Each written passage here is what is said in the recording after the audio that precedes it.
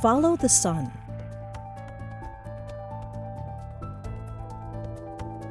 Presented by Science at NASA. The sun.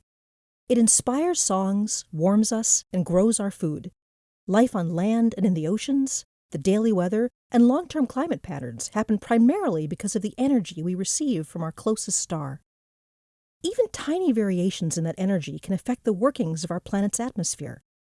NASA uses instruments to follow the sun and monitor the amount of solar energy coming to us.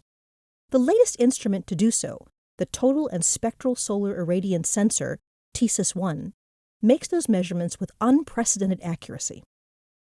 TSIS gathers information from its perch aboard the International Space Station, or the ISS. Flying on the platform that the orbiting laboratory provides has allowed TSIS to continue NASA's 40-year record of tracking the sun's radiant energy, one of the longest and most important climate data records gathered from space. Over the past several decades, Earth's ice mass has diminished, sea levels have risen, drought and precipitation patterns have changed, and growing seasons have shifted.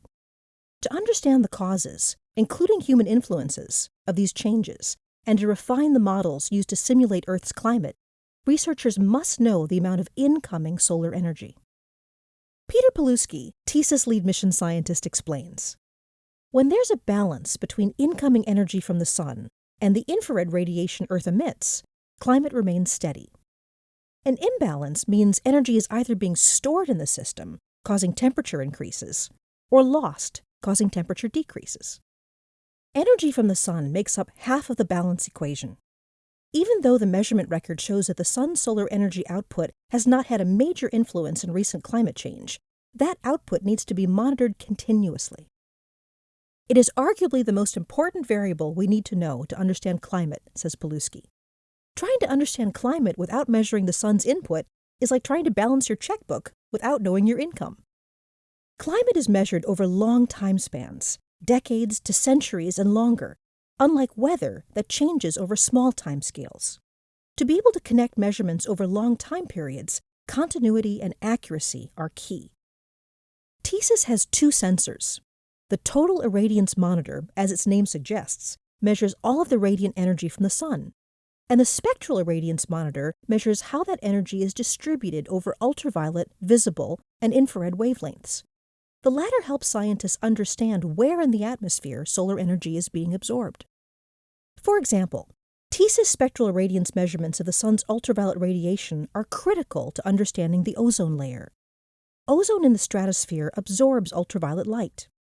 This heats the stratosphere and drives changes in atmospheric wind flow that can propagate down to the lower atmosphere and impact climate. So many factors influence Earth's climate, says Paluski.